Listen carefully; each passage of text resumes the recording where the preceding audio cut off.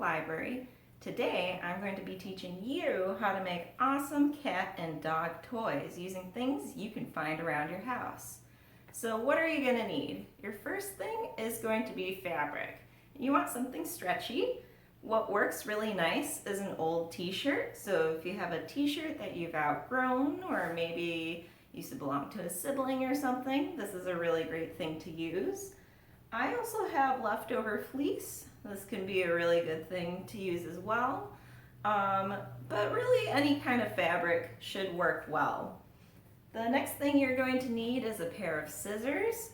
You don't have to use fabric scissors, you could just use regular scissors to cut your fabric and it's going to work out just as well.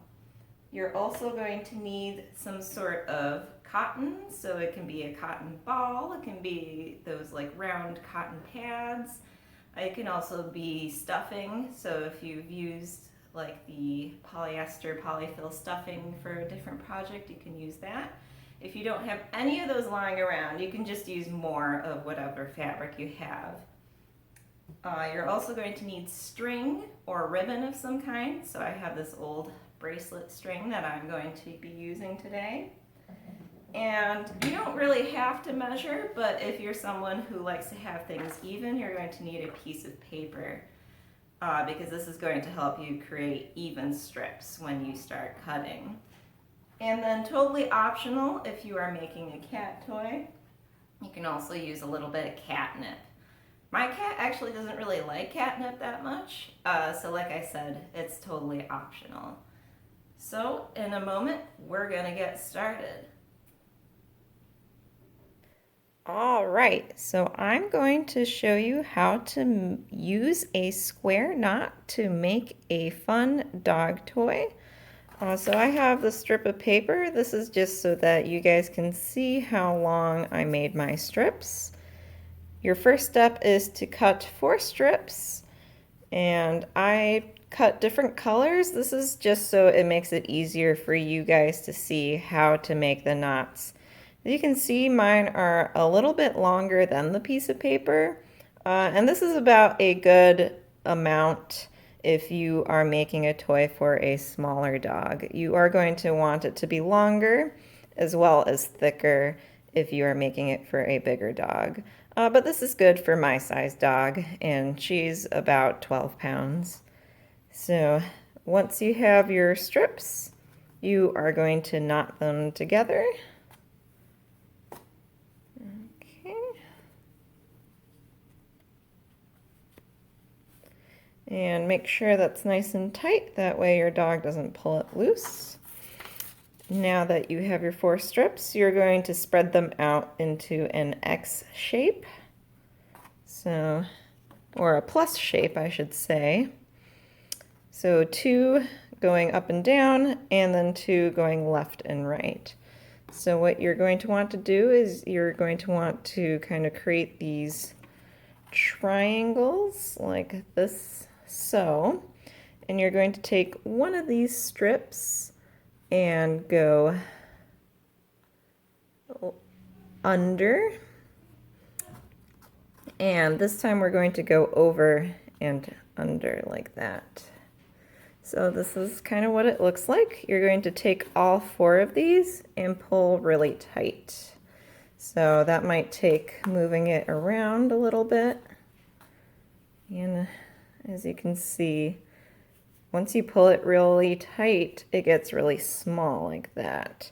And basically you're going to repeat that until your knot is done. So I'm going to show it a few times, and then I'm going to fast forward to the finished product. Okay?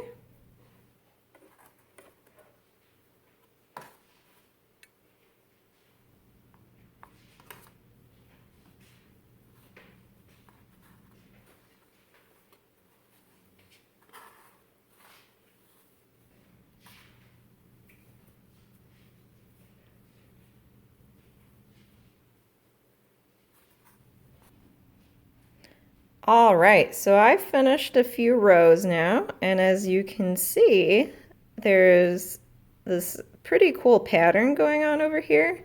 So if you do have multiple colors, you can make a kind of a cool looking dog toy for your dog.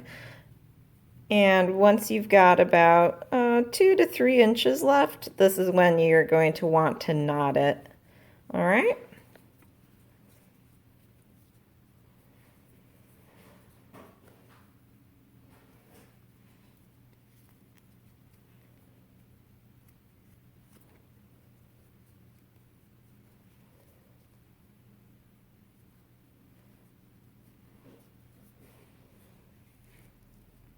You don't want to leave it any shorter than that because it can make it difficult to knot.